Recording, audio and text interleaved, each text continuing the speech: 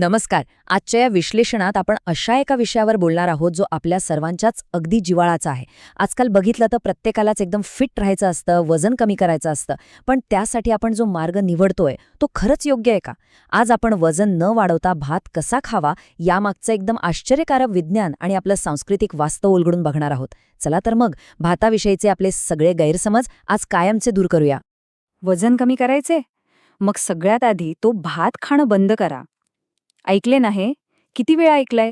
आपण सगळेच अक्षरशः मनावर दगड ठेवून फिटनेसच्या नावाखाली आपल्या ताटातून या आवडत्या अन्नाला हद्दपार करतो.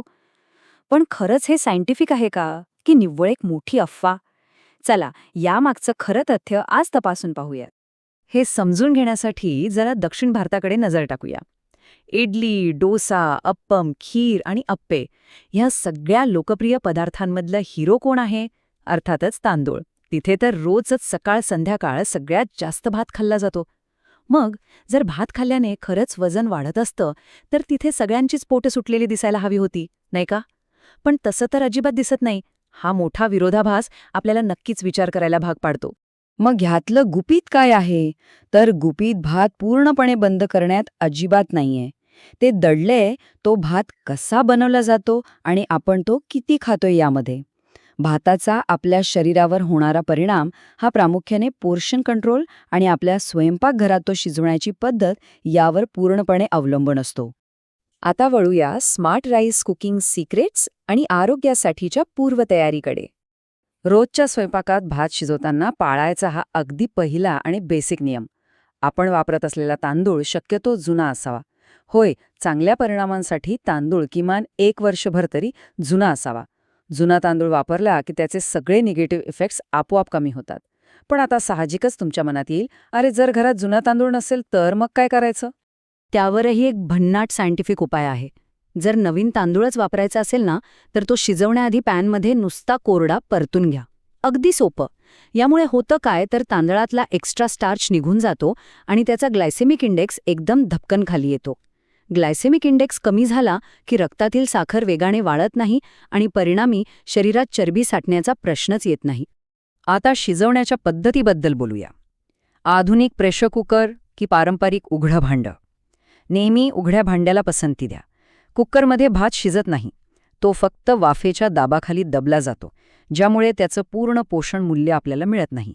याउलट उघड्या भांड्यात शिजवल्याने तो अधिक पौष्टिक होतो आणि पचायलाही हलका राहतो. आता पाहूया परफेक्ट मीलचं विज्ञान आणि खास करून आपलं अस्सल महाराष्ट्रीयन कॉम्बिनेशन. आपल्या महाराष्ट्रीयन जेवणातल्या या बेस्ट कॉम्बिनेशनकडे बघा. आपलं आवडतं वरण, भात, तूप आणि लिंबू हे काही नुसतं चवीसाठी एकत्र केलेले पदार्थ नाहीयेत बरं का. यामागे एक जबरदस्त सखोल विज्ञान दडलंय. जेव्हा आपण या परिपूर्ण कॉम्बिनेशनमध्ये भात खातो तेव्हा तो शरीराला जराही त्रास देत नाही. हे कसं काम करतं ते बघा. तुपामधले फॅटी ॲसिड्स आणि लिंबामधलं ॲसेटिक ॲसिड जेव्हा भातासोबत भिडतात तेव्हा एक भारी केमिकल रिॲक्शन होते.